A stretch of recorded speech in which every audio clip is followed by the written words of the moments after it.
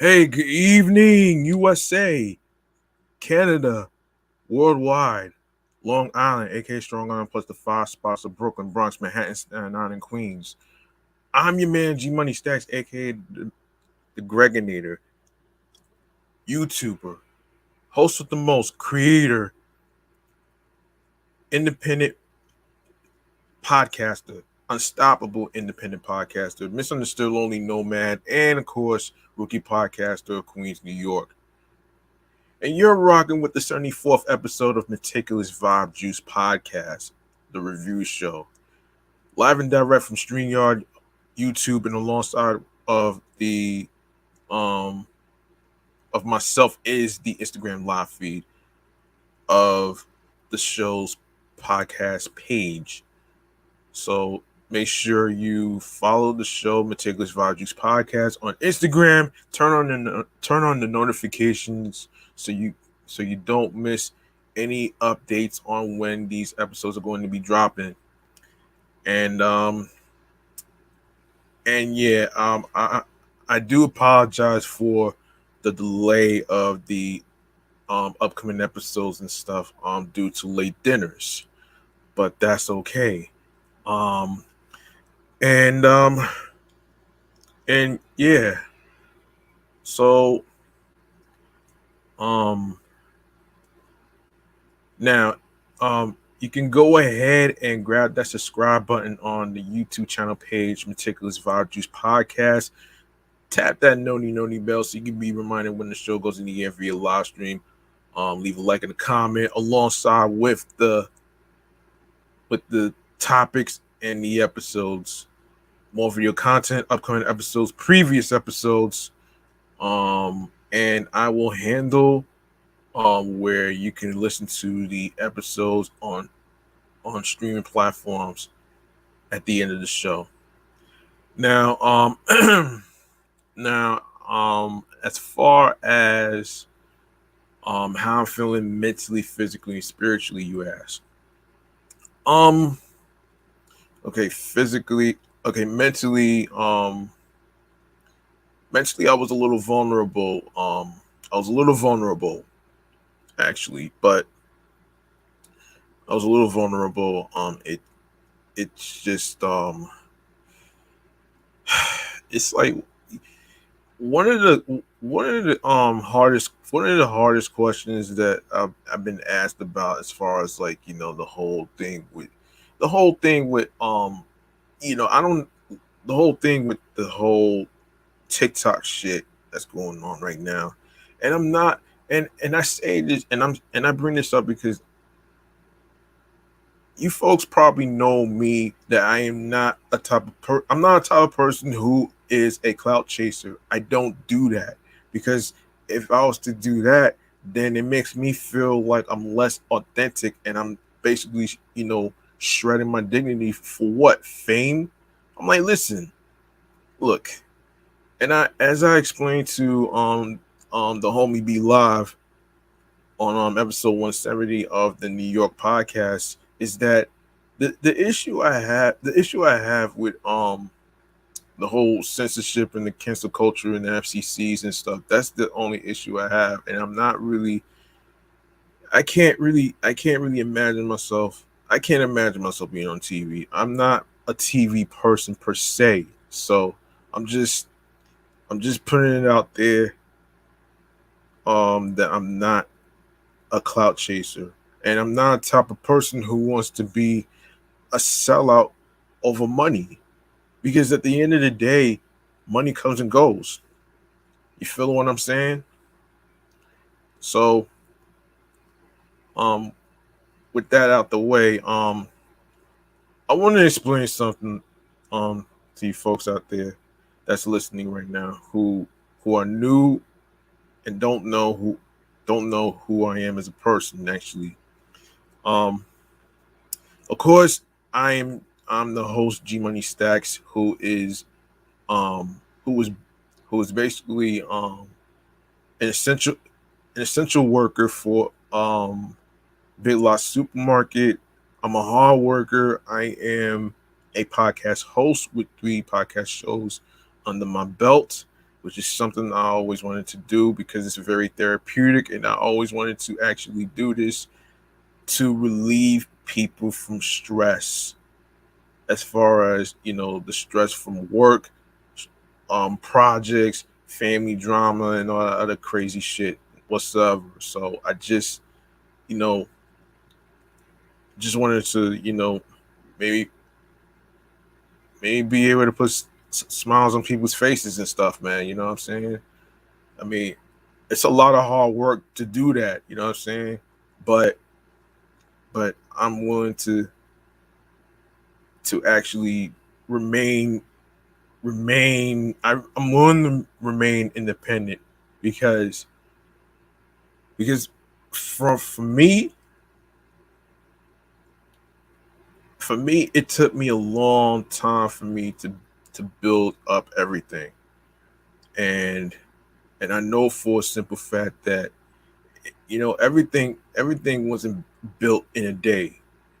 It takes time and a lot of patience, and yeah, that's basically all I wanted to say to you folks out there.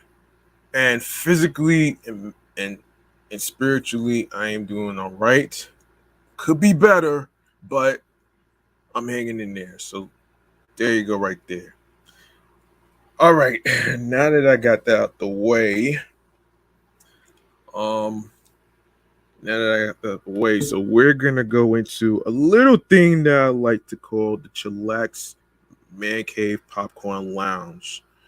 And our first review is one of the movies, Brown Sugar, and no, it's different from the TV show, folks. It's different from the TV show. So here we go.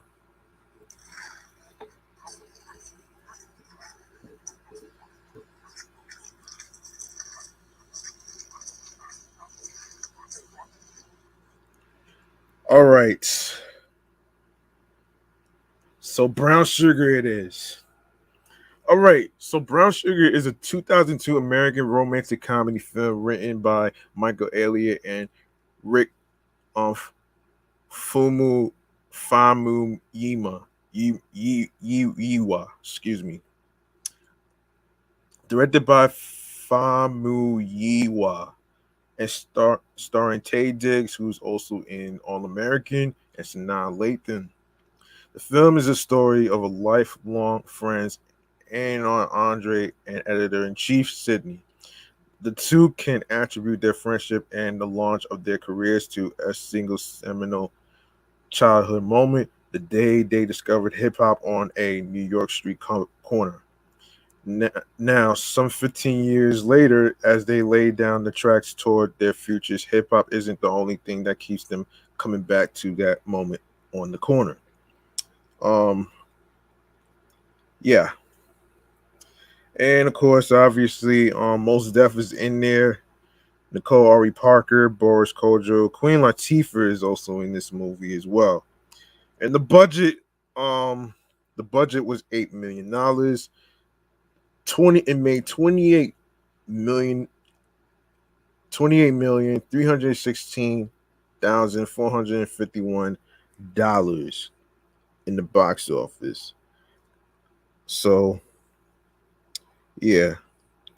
Now yeah. All right, so we're gonna go to the critical reception here. Brown Sugar received generally positive reviews from critics. On Rotten Tomatoes, the film has an approval rating of 66% based on 86 reviews, with an average rating of 6.2 out of 10. The site's critical consensus reads, though predictable and possibly too sweet, Brown Sugar is charming, well acted, and smarter than typical rom-com fare. On Metacritic, the film holds a score of 58 out of 100, indicating mixed or average reviews. Audiences polled by CinemaScore gave the film an average grade of A on an A plus to F scale. In the Chicago Sun-Times, Roger Ebert gave Brown Sugar 3 out of 4 stars and said it was more like a slice of black professional life than a rap comedy. a film thoughtful about its characters, who he said were as deep and complex as those in Terry McMillan novels. Dave Kerr of the New York Times praised the film, saying it sustains the charm of an early '60s New York romance, and noted that it resembles one of those films like Peter um, Tewksbury's Sunday in New York or Vincent Minnelli's Courtship of Eddie's Father, in which the city is a wonderfully bright, benign, fulfilling place, and nothing really bad could ever happen. And we go to the awards and nominations. So, of course, 2003 NAACP Image Awards. Of course, um, Outstanding Motion Picture, Outstanding Actor in a Motion Picture, Taye Diggs. Outstanding Actress in a Motion Picture, Sanaa Lathan. Outstanding Supporting Actor in a Motion Picture, Mos Def. Outstanding Supporting Actor in a Motion Picture, Boris Kodjoe, Queen Latifah, and Nicole Ari Parker.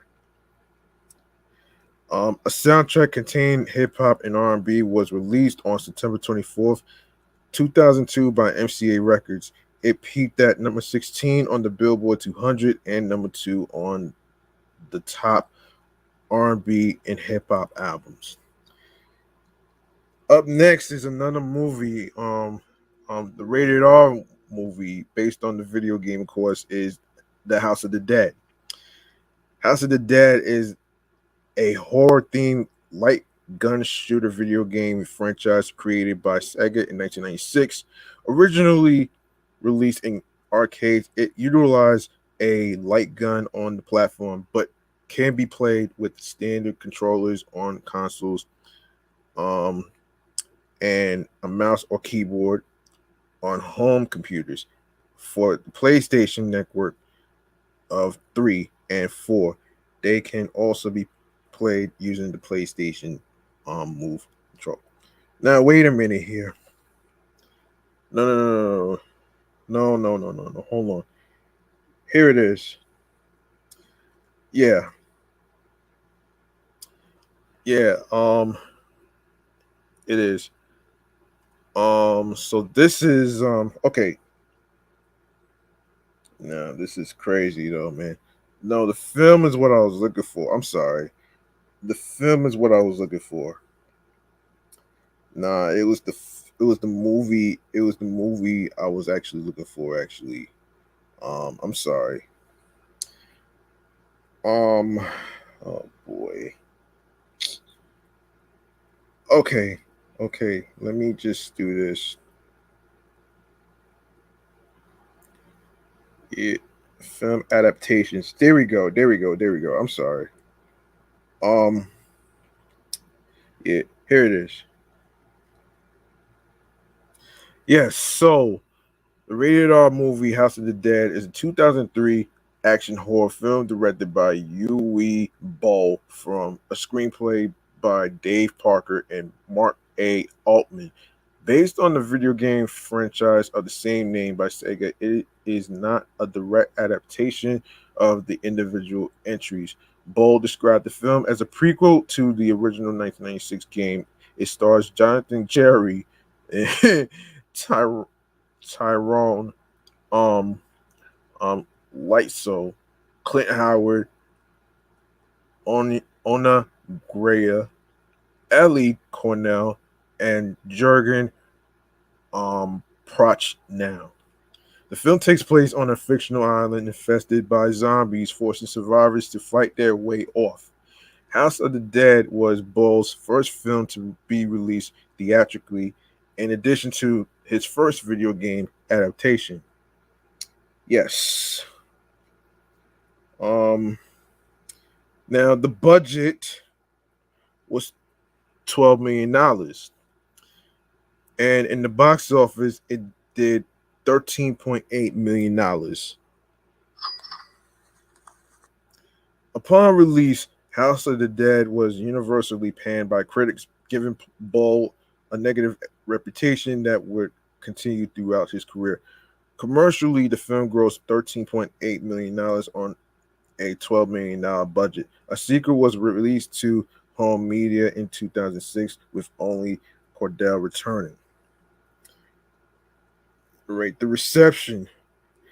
Of course, House of the Dead grossed $10.2 million in the United States and Canada and $3.6 million in other countries for a total gross of $13.8 million against its budget of $12 million.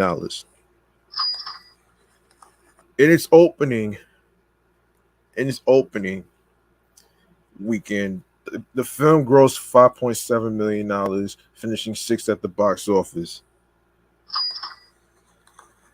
Critical response on Rotten Tomatoes, the film was ranked as the 41st of the 100 worst reviewed films of the 2000s, with an approval rating of 3%, based on 61 reviews. The site's consensus reads, a grungy, disjointed, mostly brainless mess of a film. House of the Dead is nonetheless loaded with unintentional laughs. On Metacritic, the film has a score of 15 out of 100, based on 15 critics indicating overwhelmingly dislike. In 2009, Time listed the film on their list of the top 10 worst video game movies of all time.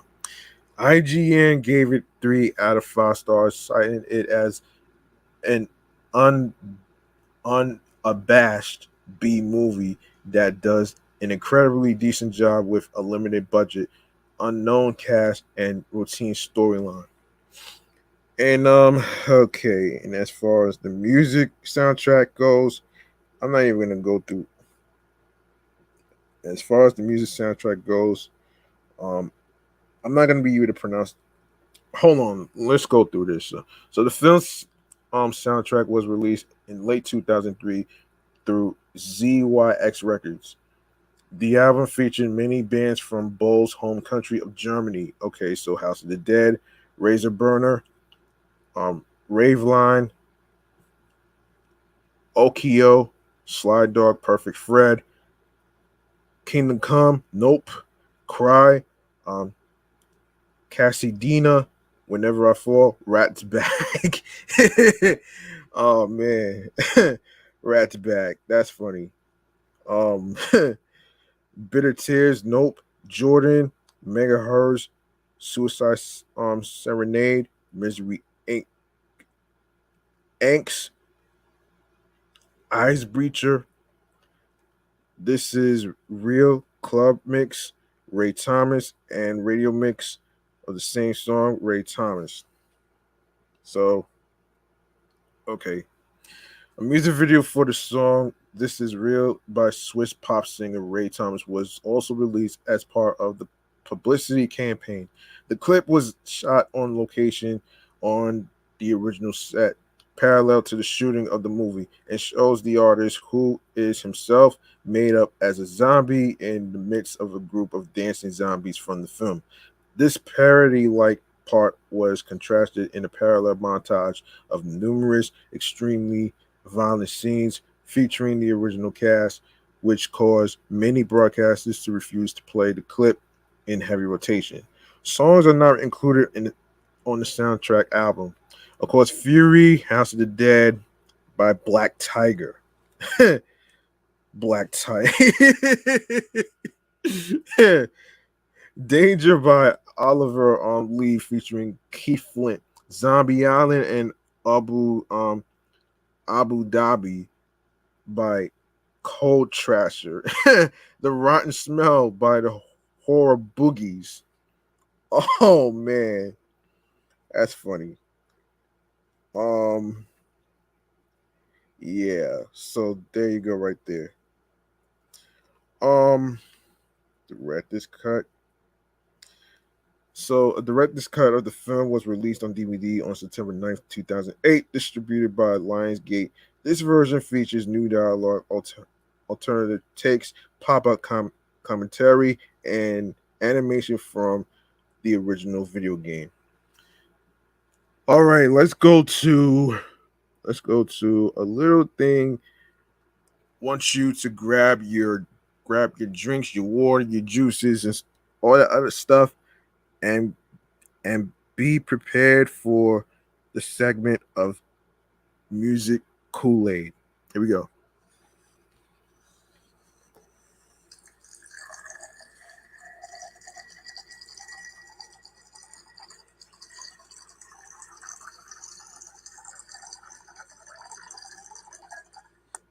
Today's episode titled "The Gold Skool." We're gonna be reviewing like two groups. Yeah, you probably wondering why I named it the Gold Skool, man. Because we're going way back to like the '90s and shit, man. You know what I'm saying? So Naughty by Nature it is, man. So Naughty by Nature is an American hip hop trio from East Orange, New Jersey, consisting of Tretch, Vin Rock, and DJ KG. And and now we go to the history. So the history of what went down. So the 1980s, the group formed in East Orange, New Jersey in 1986 as the New Style. The group first appeared on the music scene in 1989, releasing an album called Independent Leaders, and the album generated the minor hit Scuffing Those Knees. After the release of their first album, the group was mentored by fellow New Jersey native Queen Latifah and subsequently changed their name. So in the 1990s, Naughty by Nature first hit was OPP, which sampled the Jackson 5's hit ABC and was released in 1991 on their self-titled album Naughty by Nature. And I've been really trying to figure out what this shit is. Now, I'm not sure what OPP stands for, but it's kind of like I don't know. I don't know, man. But anyway, let's keep going. All keyboards, co-production, and programming were performed by David Bellocchio in his Marion Recording Studio in Fairview, New Jersey. Okay. The track peaked at number 6 on the Billboard Hot 100 and was named one of the top 100 rap singles of all time in 1998 by Source magazine, and being ranked the 20th best single of the 1990s by Spin magazine. The album generated another hit with a reworking of Bob Marley's No Woman No Cry called Everything's Gonna Be Alright. The track was also called Ghetto Bastard. Ghetto Bastard, wow. Oh shit. That's fucking funny. um yeah, on some explicit releases. The song detailed the experiences of Tretch growing up in poverty and now rising up to live a better life. Powered by the success of that song and OPP, their self-titled album went platinum. Fellow New Jersey native Tony D accused Naughty by Nature of stealing a sample from his album Music Makes You Move and using it on OPP. The matter was settled out of court. Naughty by Nature scored a hit with the track Uptown Anthem from the soundtrack to the 1990 film Juice, which I reviewed episodes ago, in which Tretch had a cameo appearance. Tretch began to pursue an acting career after befriending Tupac Shakur on the set of Juice, and Naughty by Nature appeared in the 1993 film The Media Man as a street gang. After Shakur died in 1996, Tretch recorded a tribute song titled Mourn You Till I Join You. Later, the group had multiple hits from its third and fourth albums called 1993 and Poverty's Paradise, respectively. Both albums reached the number 1 spot on an R&B hip-hop charts. Hip Hop Hooray was a success from the album 19 Naughty 3. Its video was directed by Spike Lee and featured cameos by Queen Latifah, Eazy-E, late great Eazy-E, Run DMC, and the Youngsters. Poverty's Paradise won the Grammy Award in 1996 for Best Rap Album, becoming the first album to win this award. It also spawned a hit song in Feel Me Now. No, excuse me, Feel Me Flow, which peaked at number 17 on the Billboard Hot 100. A produced the remix of the Michael Jackson and Janet Jackson song Scream in 1985. In the mid 1990s, Naughty by Nature started their own music imprint, Ill Town Records, and in 1995 released an album from their prodigies, the Rotten Rascals. Oh shit. In 1999, the group released its fifth album titled 1999, Nature's Fury.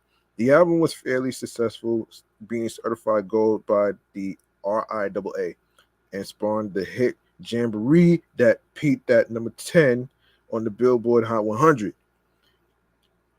From 2000 to 2012, after the release of 1999 Nature's Fury, a dispute regarding finances developed between KG and Tretch. Tretch blamed KG for squandering the group's finances. Due to these disagreements, DJ KG decided to leave Naughty by Nature in late 2000. He started to develop his own record label, Divine Mill. In 2001, the group released a song, Here Comes the Money, that has constantly been used as the entrance theme for Shane McMahon in WWE. The remainder of the group, Tretch and Vin Rock, released an album in 2002 called what is it? Icons. Due to KG's absence, the group used a variety of different producers, including the Beat Miners. The album, however, received a lukewarm reception from the public. In 2002, the group disbanded. In May 2006, KG reunited with Tretch and rejoined Naughty by Nature at a concert at BB King's nightclub. In April 2010, they released the single Get to Know Me Better, featuring rapper Pitbull, while the B-side of the single was called I Got a Lotta. Later in 2010, they released the group's first mixtape, Naughty by Nature. The mixtape in 2011, the group worked on their long-delayed seventh group album, and it finally saw release, titled Anthem Inc. It came out December 13th, 2011. It featured brand new material as well as re-recordings of the group's past hits. On June 11, 2011, Naughty by Nature became the first hip-hop group to perform at the esteemed baseball stadium Fenway Park. They performed Hip Hop Hooray as part of the mega boy band NKOTBSB's concert. In March 2012, following the release of a documentary on fellow New Jersey-based hip-hop group Sugar Hill Gang, Naughty by Nature performed in Asbury Park, New Jersey at the Garden State Film Festival.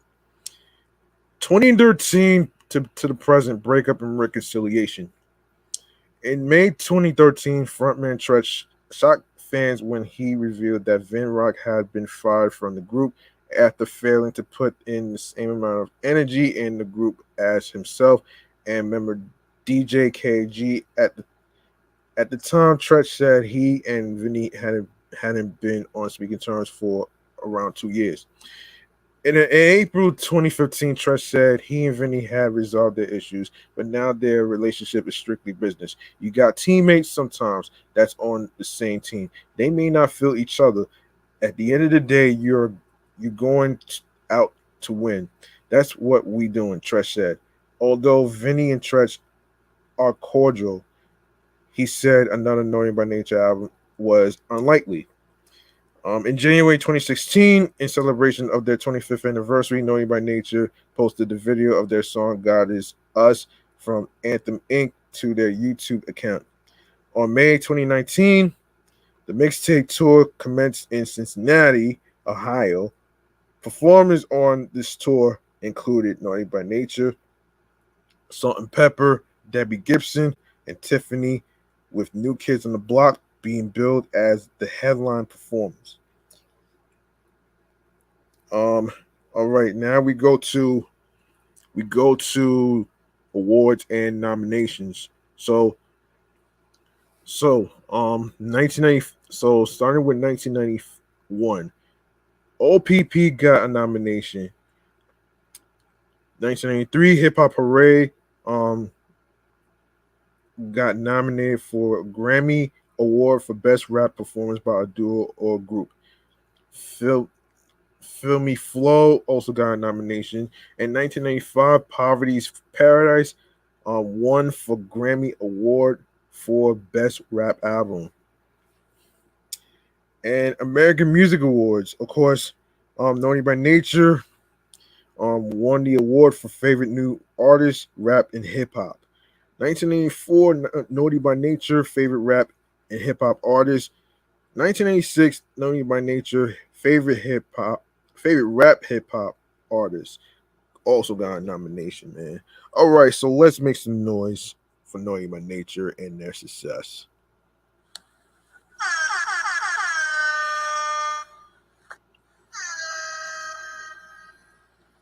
All right. Y'all know the Pharcyde, right? Y'all probably know the song on Pass Me By and along with other songs, right? So, for those of you who may not know who the Pharcyde is, I am going to be able to fill you in on who they are. So, here we go. The Pharcyde is an American alternative hip hop group formed in 1989 from South Central Los Angeles, California. The original four members of the group are Amani, Slim Kid 3, Booty Booty.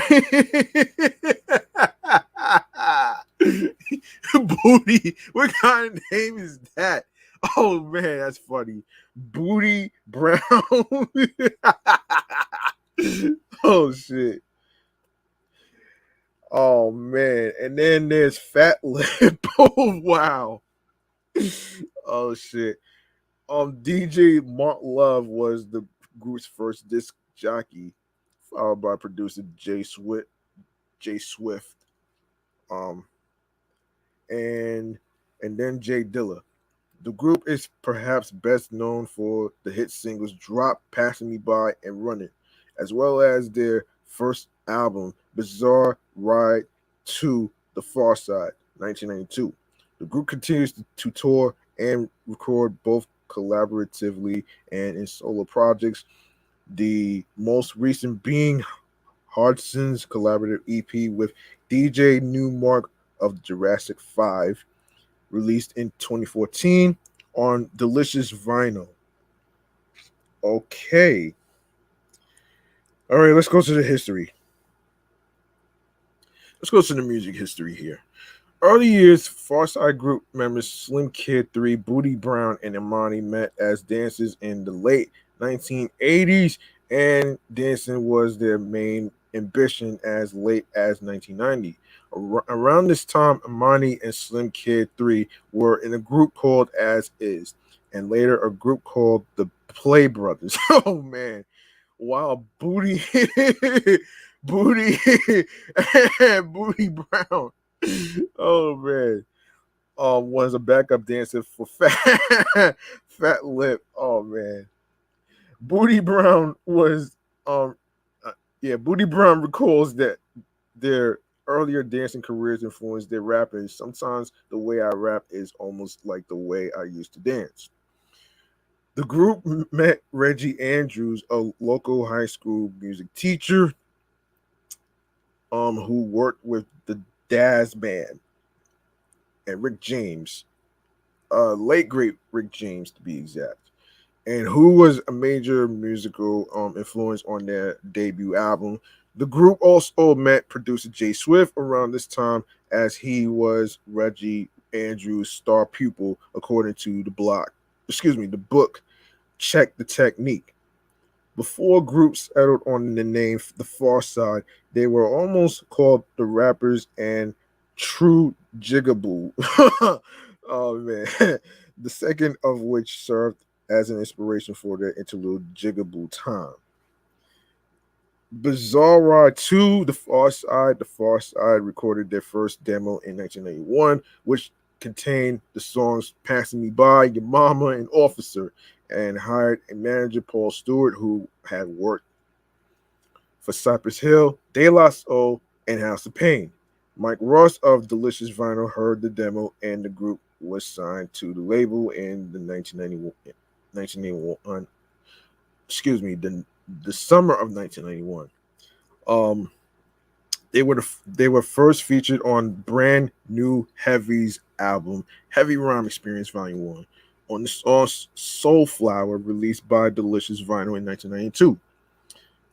The group, along with producer Jay Swift, recorded their first album, Bizarre Ride 2, The Far Side, which was released in September 1992. The album was certified gold by the RIAA in 1996. The album was highly acclaimed and became one of the most praised and influential alternative hip hop albums of the 1990s. Their second single, Pass Me By, became a minor Billboard hit, speaking at number 52 on the Hot 100. The song was later featured in the hit movie Big Daddy and was also a crossover modern rock hit. The song is now usually considered a golden era staple and is the group's most well-known song. The album featured a couple of guest MCs, including Buckwheat.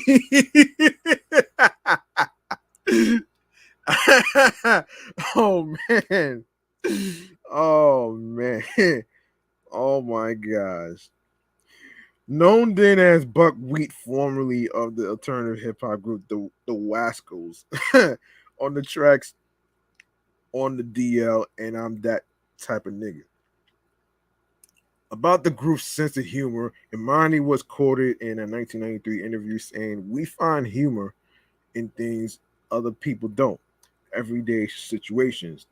People might look at things around here and say, like, damn, we say ha ha ha. We just chill out." Problems between the group and producer Jay Swift began during the recording of the debut and with fighting and personality conflicts. After the Bizarre Ride album was released, the group began touring with A Tribe Called Quest and De La Soul, culminating with an appearance at the Lollapalooza show in 1984. In 1994, Pharcyde appeared on the Red Hot Organization's compilation album, Stolen Moments, Red Hot plus Cool. The album meant to raise awareness and funds in support of the AIDS epidemic in relation to the African American community was heralded as Album of the Year by Time magazine. Before the success of Bizarre Ride, the group moved to Inglewood, California, where they shared a home dubbed the Farside Manor. Lou of Dirt magazine reports of the manor. You can tell their laid-back style, meeting rapid fire rhyme delivery is a product of the virtual telepathic report that only comes from eating, sleeping, and breathing under the same roof. Okay, so Lab Cabin, California. In 1995, the Far Side released their second album, Lab Cabin, California. The album received mixed reviews upon release, mainly due to a different musical direction from the lighthearted playfulness of their debut. The album included another big crossover hit, Running, peaking at number 35 on the Billboard Hot 100. The single was later featured in the movie 8 Mile, as well as the more music from 8 Mile soundtrack. Lab Cabin, California featured production from producers Dave G, member Slim Kids has stated that the group met JD by way of Q-Tip of A Tribe Called Quest, who the tape, who handed them the tape that contained some of the production that would end up on the LP. This album generated lower sales, not reaching gold status. A music video for the song Drop was directed by Spike Jones. Problems grew between Fat Lip and the other MCs after this album, resulting in his leaving the group. In a documentary on Sideways, the best of the Pharcyde, while the group is performing in shows, they still offer their support to Fat Lip, telling the crowd that if they support Fat Lip on his solo career, then they support the Pharcyde and vice versa. 1997 to 2000, the group was largely missing from the hip hop scene between 1997 and 1999. The three remaining members returned in 2000 with an EP titled Chapter 1, Testing the Waters. The group released a full studio album later in 2000 titled Plain Rap. The album had a lukewarm reception both critically and commercially. Soon after the release, member Slim Kid 3, now going by his birth name of Trey Hardson, left the group to pursue a solo career. In 2002, he released his first solo album titled Liberation. From 2001 to 2004, Humboldt Beginnings. With only two members remaining, Booty Brown and Amani continued with the group name and released Humboldt Beginnings in 2004. The album received even less attention critically and commercially than their last effort. The album introduced Smoochie Cat and Spaceboy Boogie X as new members, and Spaceboy Boogie X as producer to the group. Oh man. The album was released on the group's own independent record label, Chapter 1 Entertainment. Now, touring. Though Humboldt Beginnings is to date the last Pharcyde album, its members have since been keeping busy with various contributions and projects. A compilation of the Pharcyde was released in 2005 titled Sold My Soul, the Remix and Rarity Collection, featuring a number of remixes and rare songs. Former member Fat Lip released his solo debut in 2005 titled The Loneliest Punk. No! And Trey Hartson's second full-length solo album, Slim Kid 3's Cafe, was released on April 4th, 2006. In late 2007, Trey toured with LA Latin funk hip-hop band Ozomali on their winter tour throughout the United States. The Pharcyde and Souls of Mischief collaborated to form a group called Almighty Mighty Pythons and released a collaboration album entitled Almighty Mighty Pythons. Production from the group died down, but it was said by Amani in an interview that it was to be an ongoing project. Fat Lip and Trey Hartson reunited to perform the Over 30 Dirty Old Man tour. Fat Lip and Trey Hartson were featured on the song All I Want for Christmas. Is Somebody Else, featuring Saint Amy, formerly of the Wascals, and produced by J Swift and Delicious Vinyl Records. In 2005, Booty Brown made a guest appearance on Gorillaz single Dirty Harry from the album Demon Days. He has toured off and on with Gorillaz ever since, sometimes also filling in live for Mos Def on the Gorillaz song Stylo. On April 22nd, 2008, it was announced that the Pharcyde will be reunited for the annual Rock the Bells Festival series. The first performance was Saturday, July 19th in Chicago. Remixes of the Pharcyde's Running and Passing Me By appear on Delicious Vinyl's 2008 release um, Remixology. The Pharcyde toured Australia in February 2009 as part of the Good Vibrations Festival, which was headlined by Fatboy Slim and played in Sydney, Melbourne, Gold Coast, and Perth. They also headlined at the All Points West Festival in Liberty State Park, New Jersey on July 31st, 2009. The Far Side also reunited at Rhyme Sayers Entertainment's Soundset Memorial Day weekend 2009 and were the co-headliners of the festival, which was also headlined by Atmosphere and featured many other underground artists. Uncle Imani went on 510 Radio to talk about the story behind the growth and demise of the Far Side. The downfall of the Far Side was named the 26th out of 30 worst fall-offs in hip-hop history by Complex Magazine in December 2012. 2012 saw the, the 20th anniversary of the Far Side's debut, Bizarre Ride 2, The Far Side.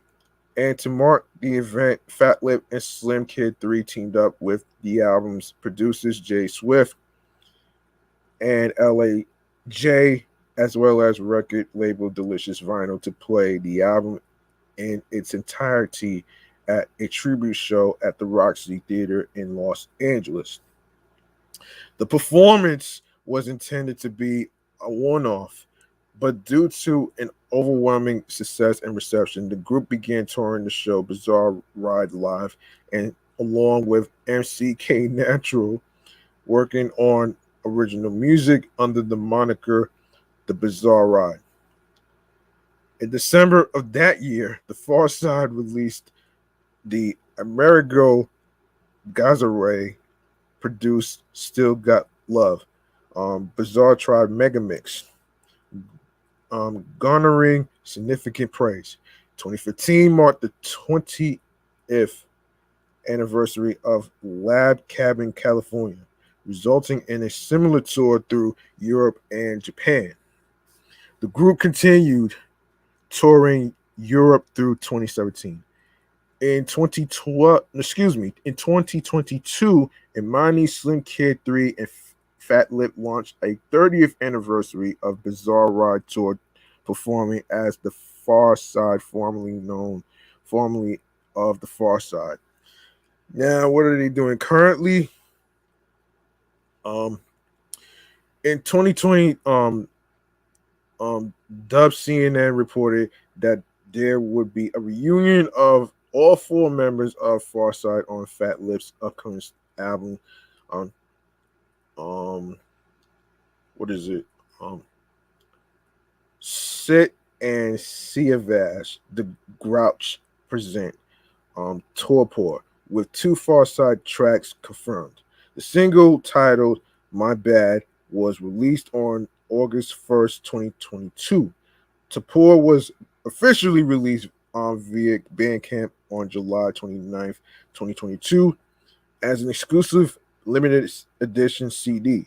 Although they have recorded new music, an entire album has yet to be confirmed. Okay, let's get a look at the discography. I'm sorry. Let's see.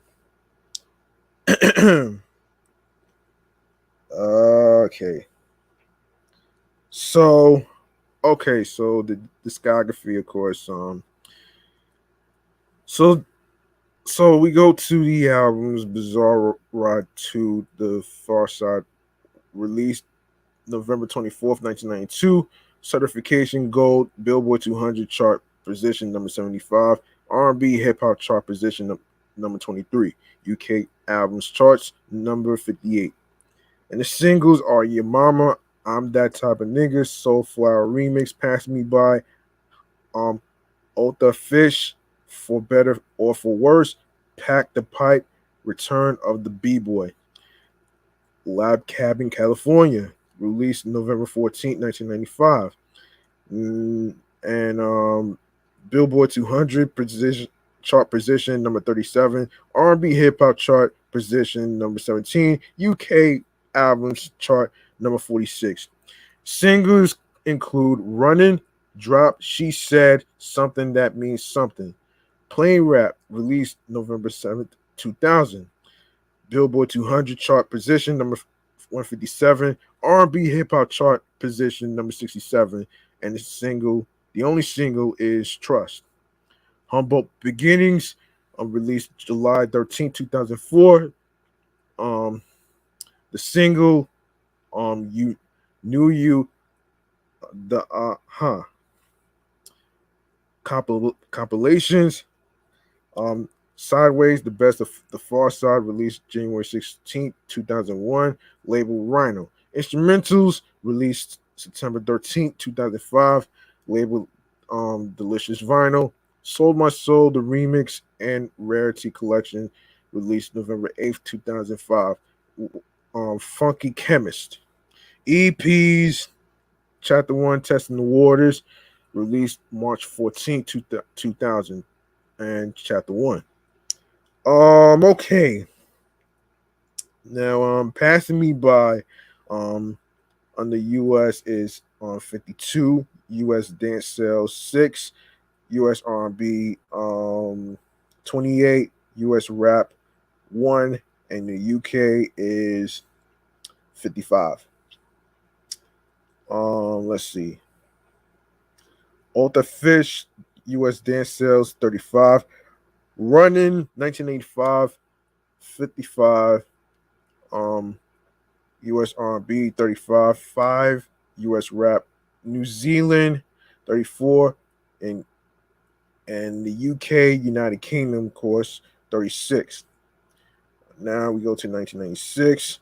Drop, 1996, 93 US dance sales, 4, 73 US R&B, and US rap 5. She Said, US dance sales 46, US rap is 30, and the UK is 51. Sorry about that. Trust in 2000, 2000 for US rap is 15, and I think that's about it. Now, the three music videos you probably may remember is Running, Drop, She Said, JD remix. Okay. And yeah. And I think that's gonna do it for for the music Kool-Aid section. I think we're gonna go into all right, let's get into some video game news and stuff, man. So let's just do this though. All right, we're gonna do this right now, man. So let's get into the segment right here that I like to call video game chamber. Let's do this.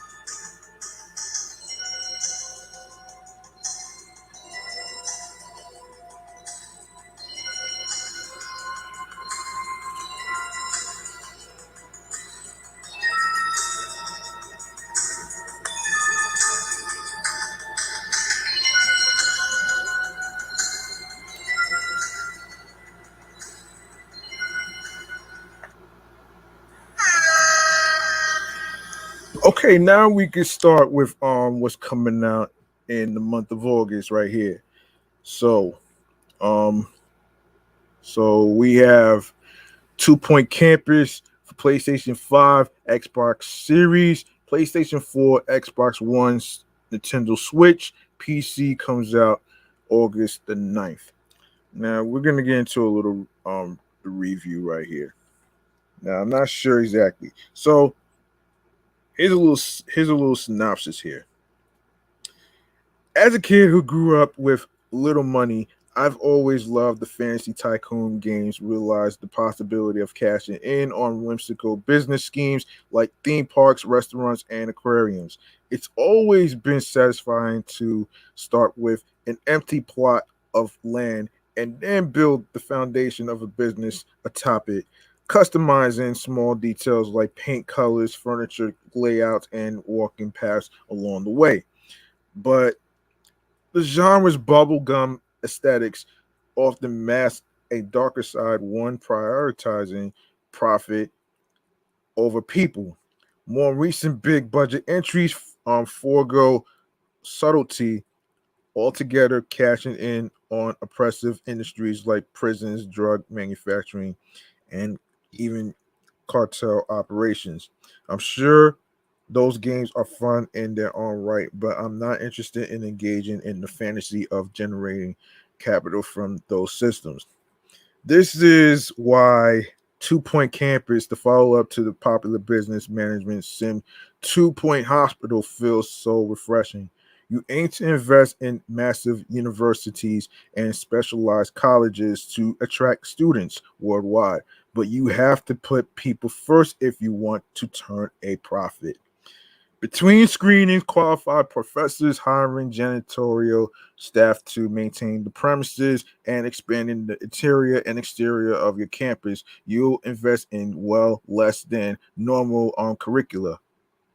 No, there aren't mathematics courses or language electives in this game.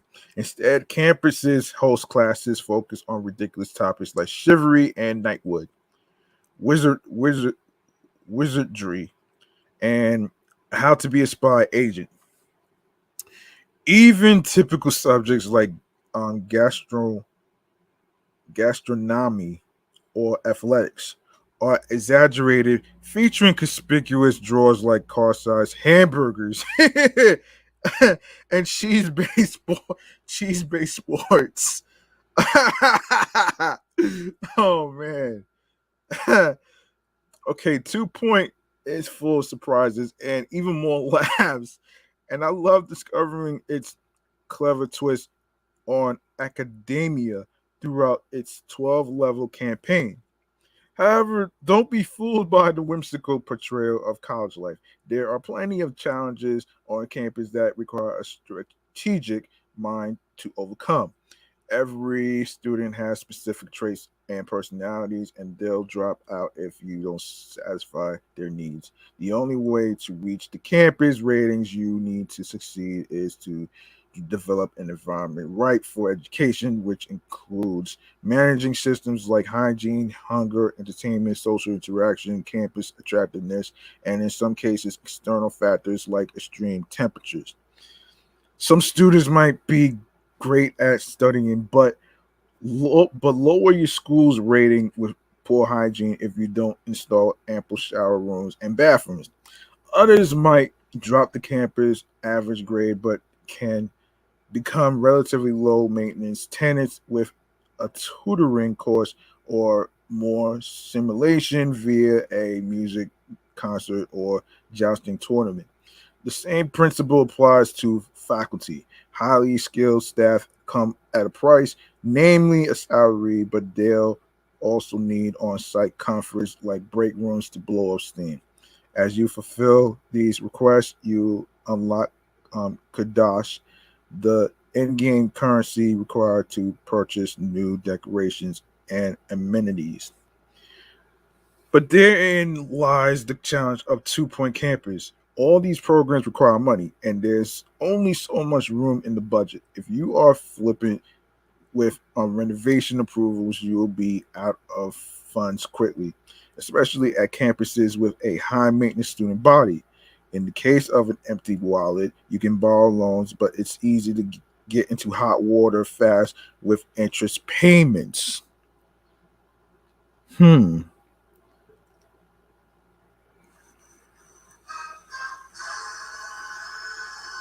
This balancing act is sometimes frustrating, but is an effective gameplay loop and is one of the main reasons I love playing 2 Point Campus.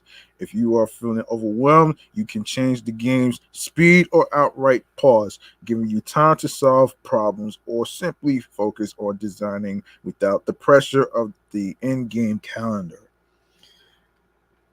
Why does this game remind me of Sims a little? This game reminds me of Sims a little bit.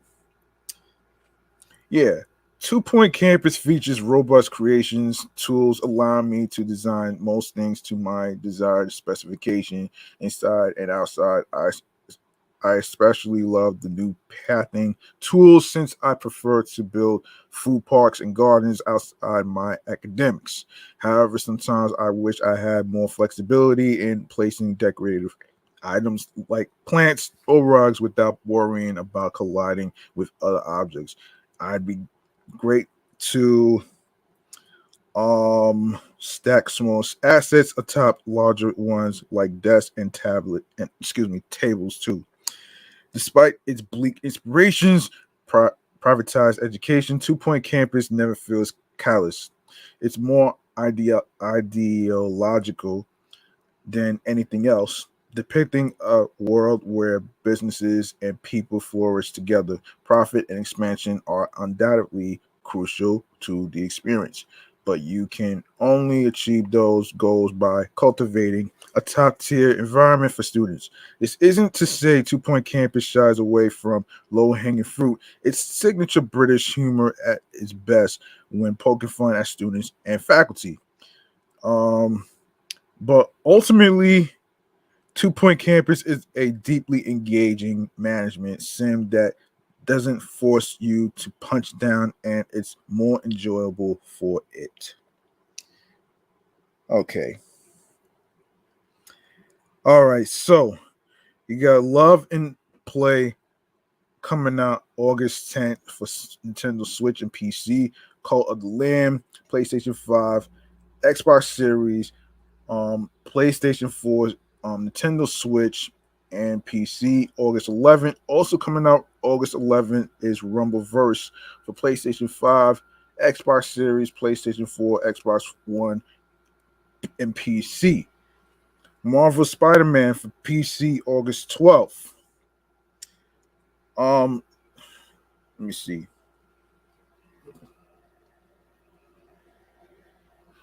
All right. Insomniac Games Spider-Man is a triumph of superheroes and storytelling within a beautifully realized version of New York City. Spider-Man soars across the skyline with awe-inspiring grace, ducking into darkening alleys to pummel criminals in spectacular ways. The wall crawling is front and center for most of this journey, spitting out quips and making a flashy show of heroism, but his mask frequently comes off to focus on Peter Parker's struggles with relationships and unpredictability of life. Give me 1 second.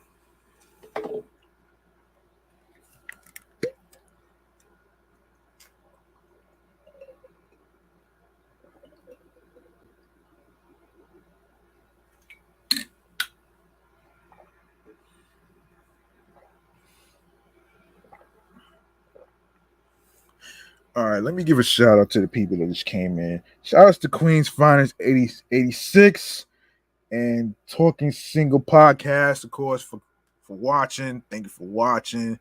I see you, Dominique.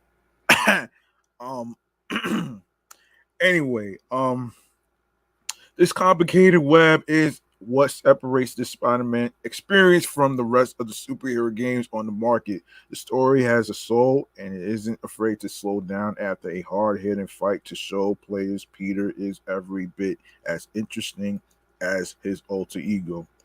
Almost every move Spider-Man makes is worthy of a highlight reel, but some of the most notable moments are seen through the eyes of Mary Jane Watson, Peter, and other characters. The story is filled with intrigue and is legitimately funny and touching. Insomniac's decision to forego an origin story pays off handsomely for both narrative and gameplay. Spider-Man doesn't freak out after punching someone for the first time. We see him in his prime as a force to be reckoned with. The second I gained control of him, I instantly felt like a hero who could handle any threat. Excuse me. He oozes power. His west swinging and acrobatic traversal are the most impressive elements, allowing players to rocket across the city by chaining together high flying maneuvers, running along walls, bouncing off poles, and twirling through tight gaps are easily handled. The swinging is so much fun that I never once used the subway to fast travel. The city is another reason to use the long route to destinations as it's a piece, no, excuse me, a work of art that I continually marvel at for its architectural design. And people watching potential, I also didn't want to miss a second of J. Jo- Johan Johan Jameson hilarious Amish superhero podcast. Most of the city exploration leads to discoveries in Spider-Man becoming more powerful. Yes, he's a seasoned veteran, but he's also a skilled inventor who is continually making technological breakthroughs. By the time the credits roll, his power grows exponentially through his gadgets. With one press of the button, a group of enemies can be electrified or launched into the air. Gaining new toys is an incredibly satisfying element of this experience that Insomniac masterfully dangles like a carrot in front of the player. Meaningful enhancements are also incorporated into the dozens of suits Peter assembles, from the Iron Spider suit awesome multi-leg attacks to the handy Spider Bro companion equipped in the Stark suit. There's no shortage of ways to mess with your adversaries. Most of the story based missions feature excellently designed combat sequences that use the environment well, both for enemy placement and stretching out Spidey's powers. The mission almost always offer um, an unpredictable element. One may feature environmental chaos, another could dive into Peter's mind for a dreamlike moment. You also can't rule out Mary Jane or another character getting involved.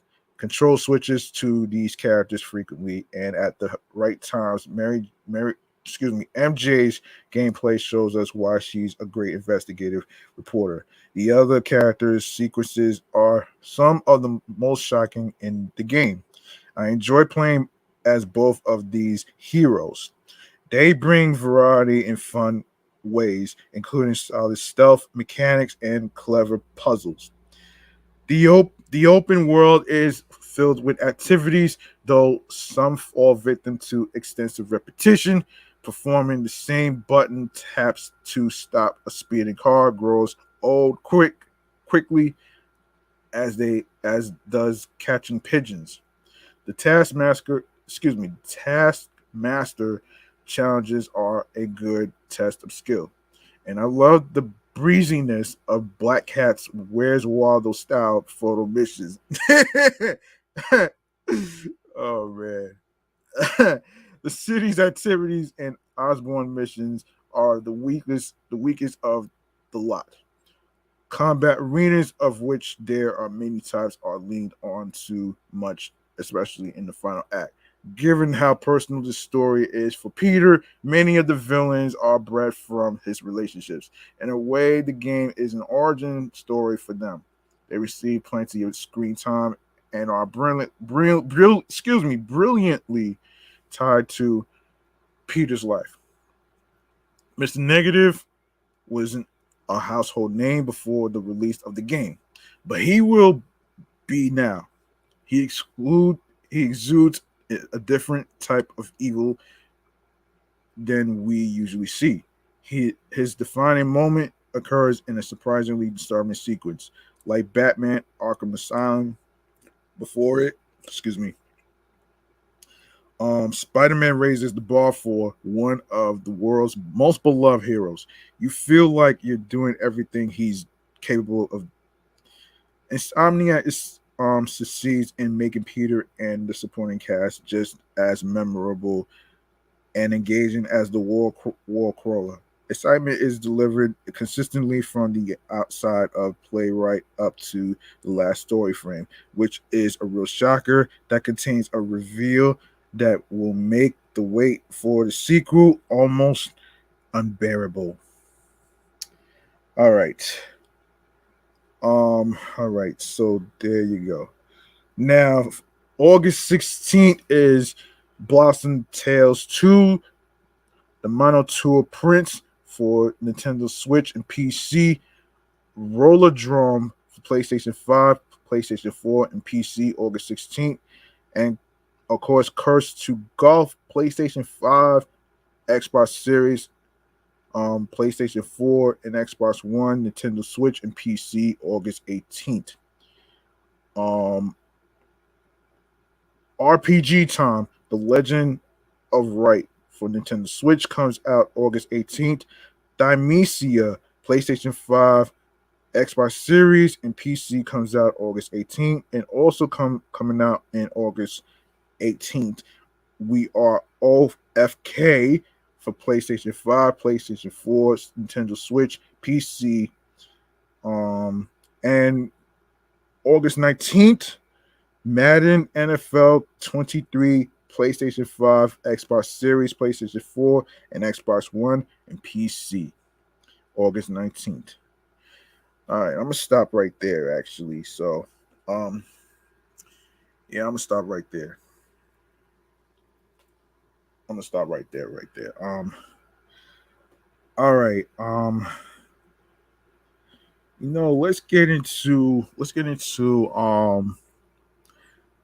Let's get into a little thing that I like to call. Let me set up this thing real quick. Let me set this up real quick though. I like to call this the podcast free game mechanisms.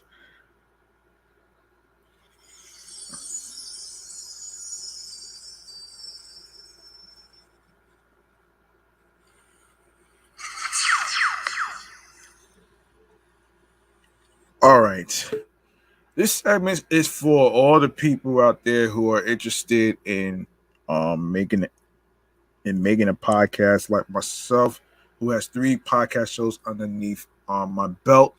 Um, there's some key important things that you need to start a podcast. All right. Um, and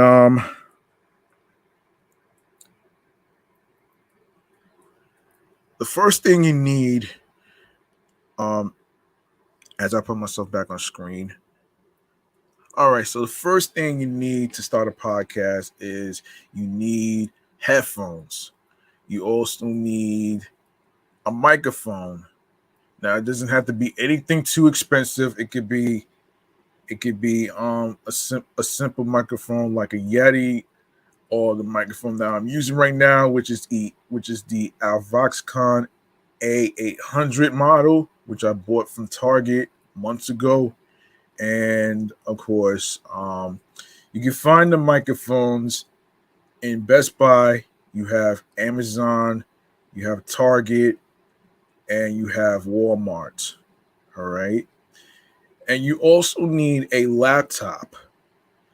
You also need a laptop to do your live streams and stuff.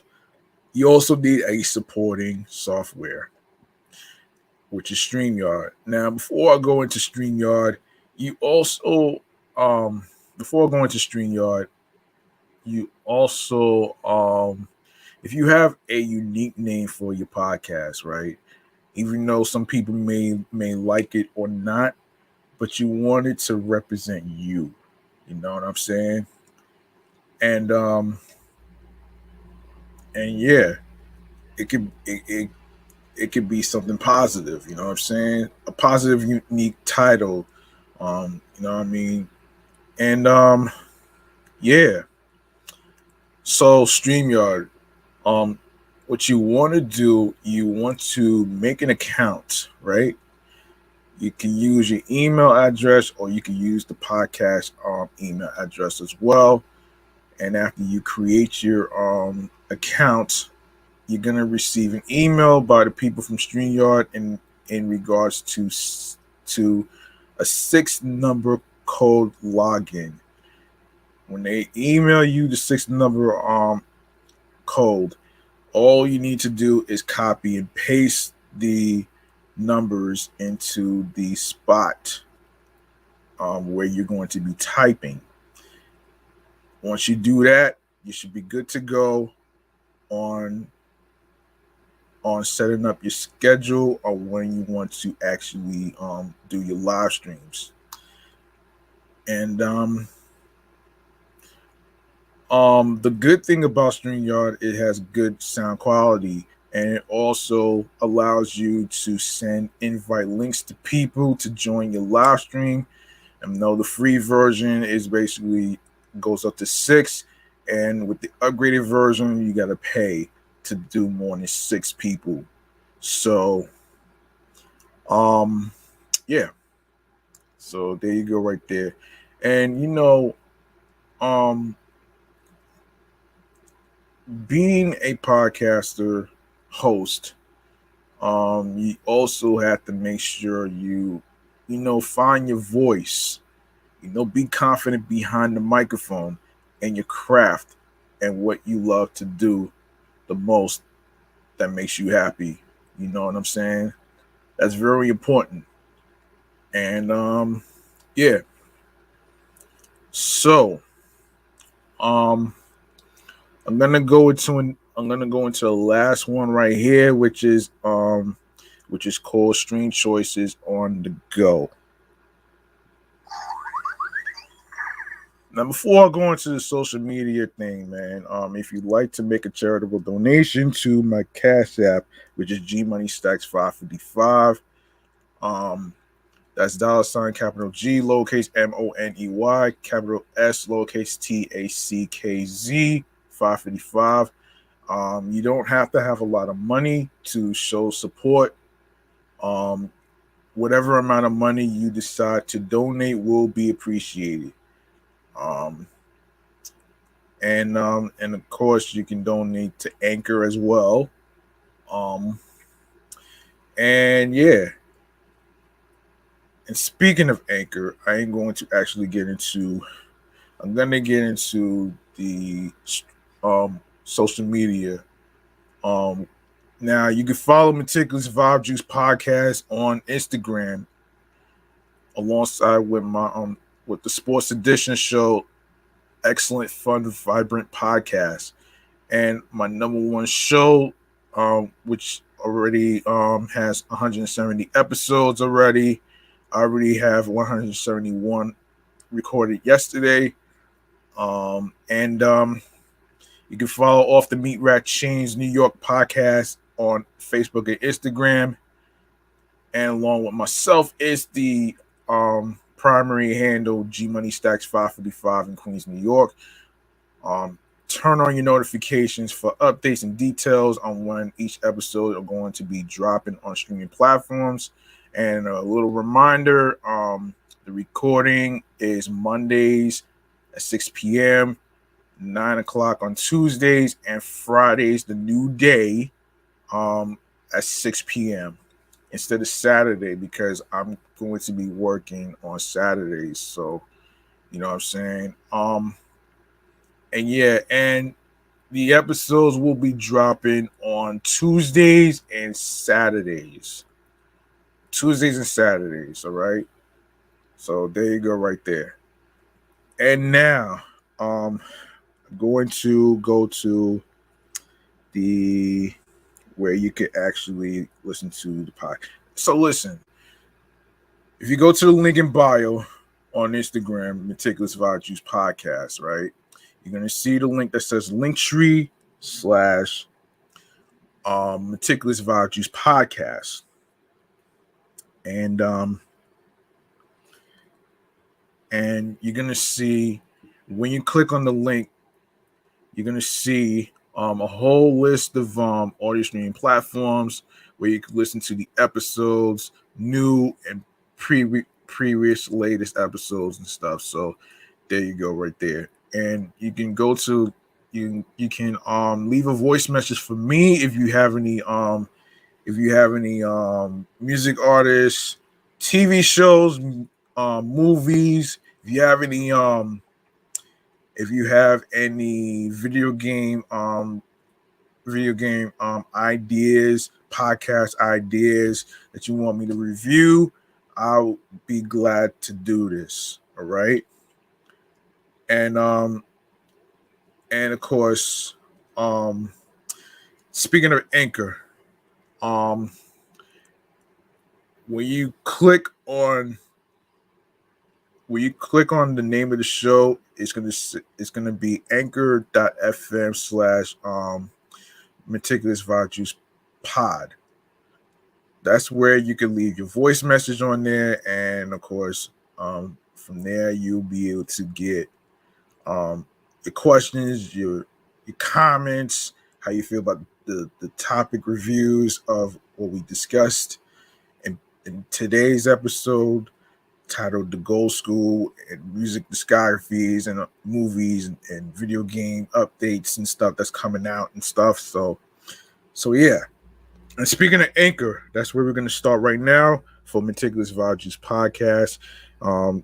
So Anchor, Audible, Audacity, Amazon Music, Breaker, Cashbox FM, Deezer, Listen Notes, Moon FM Podcast, Player FM, Pocket Cast, Podfriend, Podopolo, Podorama, Podcast Index, Podcast Addict, Podchaser, Podverse, Reason FM, Spotify, Stitcher, TuneIn Radio, Google Podcast. Don't forget to feel free to give a 5-star rating on Podchaser, Podfriend, and Spotify. That will be appreciated. And of course, you can listen to Meticulous Vibe Juice Podcast review show on Radio Public alongside with iHeartRadio, the #1 app for music, radio, and podcasts. Be sure to follow my other podcast shows. Excellent, Fun, Vibrant Podcast, Sports Edition Show, and of course, Off the Meat Rack Chains New York Podcast as well on iHeartRadio. And last but not least, the YouTube. Make sure you grab the subscribe button. Tap that naughty bell so you can be reminded when the show goes in the air via live stream. And at the time the live stream recording is going to start, leave a like and a comment along with the episodes and the topics that was discussed. More video content, upcoming episodes, previous latest episodes, and all the episodes on the Meticulous Vibe Juice Podcast YouTube channel page is already uploaded and posted to the channel YouTube page. So if you miss any previous episodes, don't worry about that. Everything's going to be uploaded to every streaming platforms, including YouTube. All right. And as I said before, the audio episodes will be released on Tuesdays and Saturdays. All right. So don't worry about what you miss. You have plenty of time to actually catch up. So there you go, right there. And you can download the episodes, share the videos. Make sure you listen, stream, share, follow, and make sure you tell a friend to another friend. Spread the word. Word of mouth is important. And of course, make sure you share the podcast along with the link that says Linktree / Meticulous Vibe Juice Podcast with your wives, your husbands, your boyfriends, girlfriends, friends, and of course, the people you are cool with from work, and many more. And and yeah, that's gonna do it for me, man. And like I always say at the end of the show, man, remember the grind does not stop. Hard work pays off. You have to trust the process. Of course, follow your dreams, your goals and dreams, and do something that makes you happy mentally, physically, and spiritually. And of course, you know, remember you are only human. You are only human, all right? And of course, it's okay to not be okay. And for the most part, you don't want to you don't want to overthink things and overstress things. You know what I'm saying? And for the most part, the most important thing is, for you to have confidence in what you love to do, find your voice, and be able to, be on your P's and Q's and be able to find something that clicks to you and get in your zone. All right.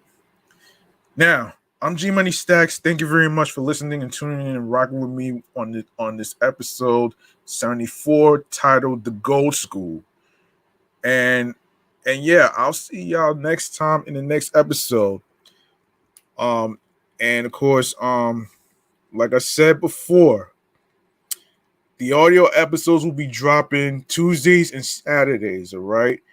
And everything else is going to be on YouTube. The YouTube channel is Meticulous Vibe Juice Podcast, all right? So don't worry if you miss out on anything. You got time to actually catch up. So I'm out of here. I'm off this shit. Thank you very much. Peace and one love. Be careful out there. And I'll see y'all in the next episode. Peace and one love. Have yourselves a good night, folks.